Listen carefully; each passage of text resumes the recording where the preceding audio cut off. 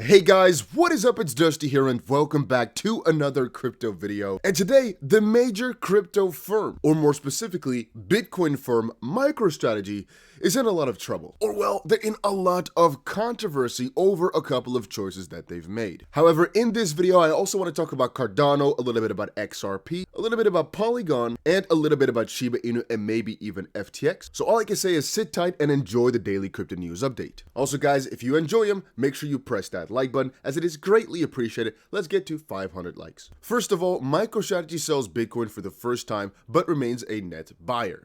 MicroStrategy says they hoard around $4 billion worth of Bitcoin, and Bitcoin is on pace for one of its worst years on record. Now, that news came out yesterday that they sold a couple hundred Bitcoin for the first time, but it was kind of overshadowed by the fact that they in total bought over $4 billion worth of Bitcoin that is currently only worth around $2.1 billion at the time of writing. Because again, like we have this article from 18 hours ago, MicroStrategy adds to Bitcoin stake despite a steep loss of about half of their capital. As of this point, their average Bitcoin purchase price is still double the current price at about $30,400. Apparently, over the last 2 months, they've also acquired another 2,400 Bitcoin at an average price of $17,100. But there comes the controversy. They also sold 704 Bitcoin at $16,776 per coin for only about $11 million, which at the end of the day, if you look at the entire situation of it, oh, that's not a lot of money, but it's kind of vague, people are saying. Again, Michael Saylor said earlier,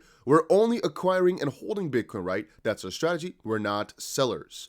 So why did they sell then? However, what was said here is MicroStrategy plans to carry back the capital losses resulting from this transaction against previous capital gains to the extent such carrybacks are available under the federal income tax law currently in effect, which may generate a tax benefit. So maybe it was not because they're bearish on Bitcoin at $16,700, but no, they just thought this would be smart for their tax, which at the end of the day is the situation that's currently ongoing. You guys have to understand that at the end of the year, always the last week or so, people sell for tax reasons. And I would say around January 1st, sometimes for some people even December 31st already. But let's just keep it broad and say January 2nd.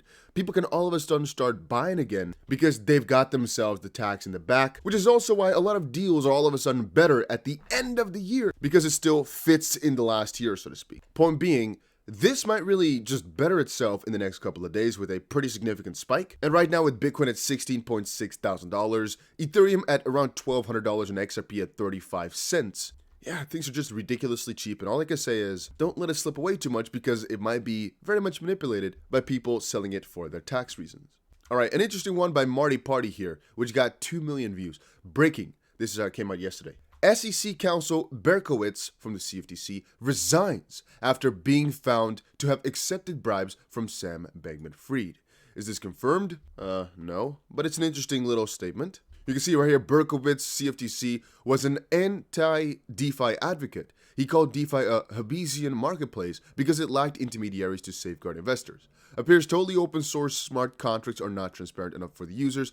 This is positive news for DeFi. Apparently, Justice Department's National Cryptocurrency Enforcement teams in Young Choi is actually investigating this even further. As of February 17th of this year already. People are asking why is it not bigger news? Well, censorship? I'm not too sure. I'm not so sure exactly how they can confirm all this, to be honest. But if we take a step back, evidence of donations to California DFPI and Gavin Newsom from SBF, the CA investor protection agency run by Gavin Newsom, the CA governor suddenly vetoed the BitLicense bill on September 22nd, a 180 turn from the organization's desire to prevent user loss. Wonder why? Yeah, it's an interesting situation.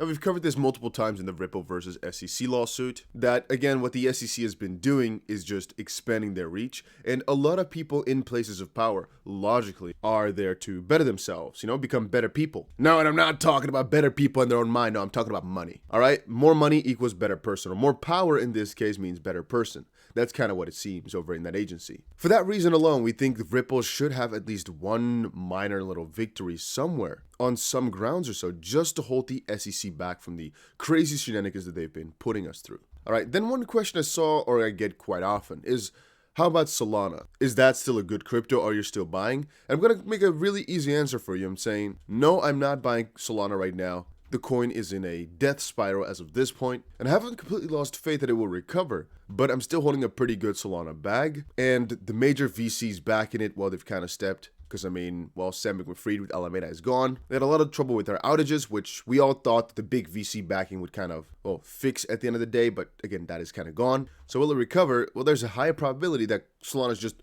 pretty good. And so it would just come back up there because of what they've already put in place. But, and this is the major but, that would also mostly just be the case because they've got projects on there already, which will keep it alive for the background, basically, to recoup.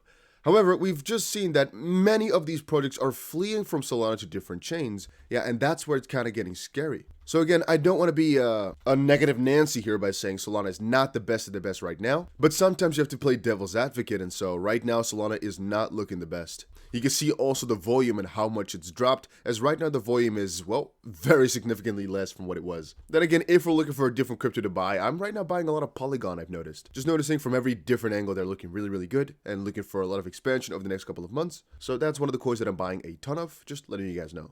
Right, one little cool thing, little cool news bit about Cardano. And again, guys, if you're enjoying these daily crypto videos, make sure you press that like button. Cardano can now be staked on Apple devices via disintegration. They're talking about a specific wallet, Trust Wallet. The point being, I saw a question being asked, and it was right over on the right here, actually. And the question was, is staking bad? Sort of, right? Well, the answer is, in my opinion, pretty simple.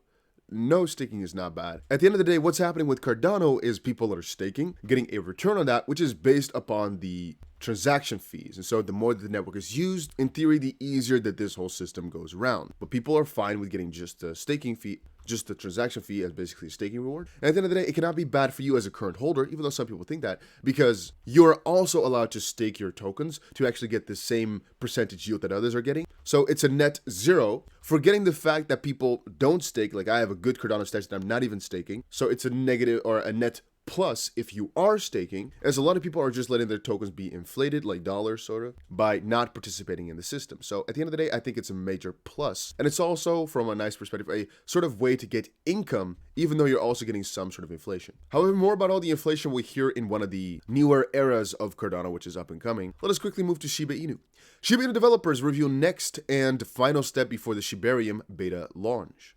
Honestly, Shiba is, again, as I said, pretty exciting. It's not as if it's on my #1 list to buy or anything, but they've got themselves some pretty juicy fundamentals over the last couple of months. At least they've been building those. And with their metaverse, with their game and everything like that, well, they have a pretty good near future ahead of themselves. So I just can only say, it's logical that Shiba Inu would just continue to do well, and I'm honestly not bearish on the coin at all. I think logic would state that it would just continue to go up gradually and not fall off like a lot of other of these funny, juicy, crazy dog tokens have done. It looks to be staying around, and staying around for a long time it will, I think. Now we have a couple of news pieces. Sam Bankman-Fried, an FTX co-founder, borrowed $550 million from Alameda to buy Robinhood stake. You know what the fun part is, if you think about it, is that Sam Bankman-Fried and FTX, they basically let Alameda borrow from FTX customers, and then those guys again borrowed from Alameda, which is like full circle. Kind of funny if you start thinking about it, right? These guys were, as it now stands, bigger fraudsters than might meet the eye. And also what I just read yesterday somewhere is that he's trying to get into some sort of plea deal. So I think we're going to hear some sort of result rather quickly. I don't think it's going to take too long for some first little nibbits of news. Regarding, of course, what's going to happen to Mr. Sam Bankman-Fried. All right, apparently also hundreds of millions of XRP were moved by anonymous giants. 450 million XRP. And you can see right here, 410 million XRP transferred from unknown wallet to unknown wallet. What? I think we're going to have to cover this in another video. I actually have another very juicy video idea for later today, or maybe tomorrow actually. So just for all of you guys that are not doing so already, make sure you tune into this channel daily and maybe have the notification bell on. I try to post at least one crypto news video every single day. And at the end of the day, if you don't like it, if you don't like the subject, just don't watch it. But usually we try to cover all the most important pieces around the crypto news, around the crypto web. And if you've found something that you think I should also talk about, do not fear to just send it to me, because I read so many different people that mail me something about, hey, not email, but like Twitter, for example. Hey, take a look at this. Hey, take a look at that. Very often it's a very deep dive that's necessary, and so I don't cover it. But sometimes it's also kind of like face value, interesting pieces that I think everybody would enjoy. So it is always greatly appreciated for you guys to just share whatever news you think the others should know as well. At the end of the day, we're one big community. I think we're all I wanted to say brothers, but I should say family in that sense. And at the end of the day, it's also not only about getting rich, in my opinion, it's also about being part of this change. And I think it's a lot more fun to be part in all this change together, because then it kind of feels like later on you can say, oh, we saw this all happen. We knew this was all going to happen. We were part in it, rather than just, oh, I made a lot of money with that. But hey, that's just my philosophy. Thank you guys all for watching, and I'll see you guys again in another crypto video tomorrow.